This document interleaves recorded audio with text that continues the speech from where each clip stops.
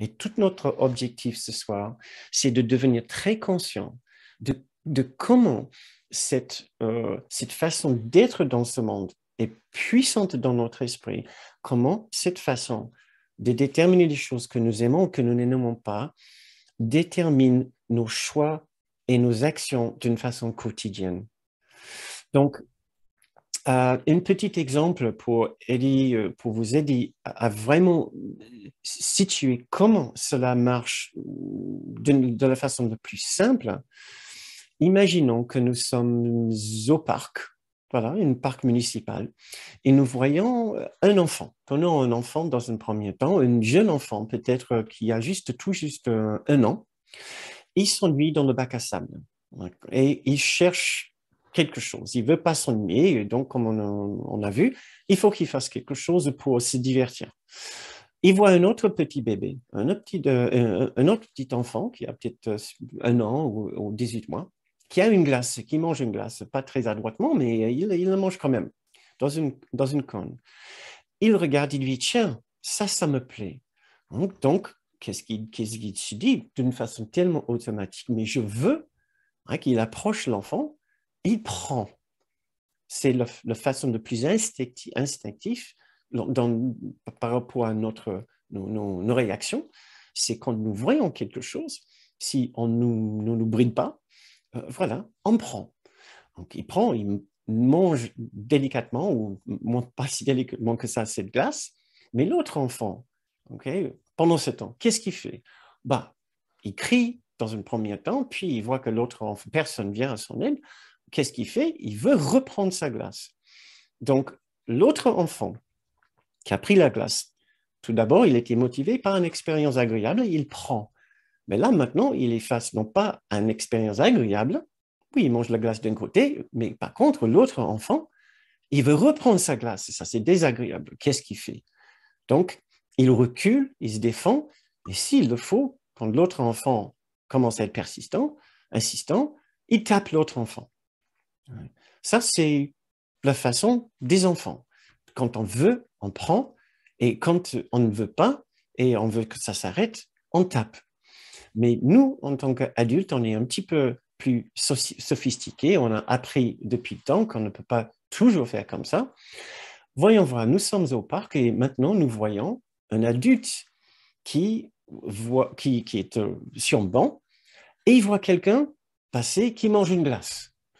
Et on voit bien suivre cette personne avec des yeux qui mange cette belle glace. Il se dit, tiens, je m'ennuie, j'ai envie aussi de quelque chose qui m'intéresse, qui m'excite, je vais manger une glace aussi. Qu'est-ce qu'il va faire? Donc, il y a peu de chances qu'il va à cette personne et qu'il prend sa glace. Il y a peu de chances. Nous avons appris depuis le temps qu'on ne peut pas résoudre toutes les difficultés comme ça. Quoique certains grands dirigeants dans le monde, ils n'ont pas encore tout à fait compris cette leçon. Donc, qu'est-ce qu'il va faire? Il va chercher un moyen, il va essayer de chercher sa propre moyen d'avoir la glace. Il veut prendre la glace, mais d'une façon un petit peu plus nuancée, sophistiquée. Il va aller trouver le marchand de glace. S'il le faut, il va aller demander à cette personne où est-ce cette personne où elle a acheté sa glace. Donc, il va trouver le moyen de prendre sa glace, de trouver sa glace, de satisfaire son envie. Mais quand il mange sa glace, quand il est en train de manger sa glace, et s'il y a quelqu'un, par contre, qui vient, qui ne comprend pas les règles de la société et qui veut prendre sa glace, qu'est-ce qu'il va faire? Donc, si lui, il veut garder sa glace, il va reculer, il va se défendre, et en dernier recours, si l'autre commence à le taper, peut-être il va taper aussi au retour. Tout cela pour une glace. Bien sûr, on parle ici d'une situation particulièrement extrême, mais c'est tout simplement que nous pouvons conclure avec cette petite démonstration que dans le système de pensée de l'ego, quand nous sommes dans l'emprise d'une envie très forte, dans une relation d'amour particulière, nous disposons de certains moyens de satisfaire ce besoin. Et ce besoin peut devenir très fort ce désir peut devenir très fort, voire même très maladif. Donc, nous pouvons, comme stratégie, comme solution pour satisfaire ce besoin, nous pouvons commencer par négocier, par vouloir acheter, par s'organiser, par stratégiser pour avoir ce que nous voulons.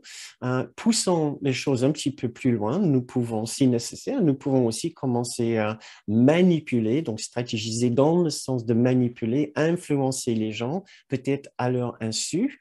S'il faut, on va aussi passer à un autre plan de séduction, de vraiment les charmer. Et si en dernier recours, vraiment il faut, on va trouver le moyen de prendre sans demander l'autorisation de l'autre personne. Euh, Par rapport aux choses désagréables, sur l'autre côté de l'échelle, euh, donc ce que nous appelons les relations de haine particulière, nous pouvons commencer d'abord par reculer face à une difficulté, un danger, se défendre.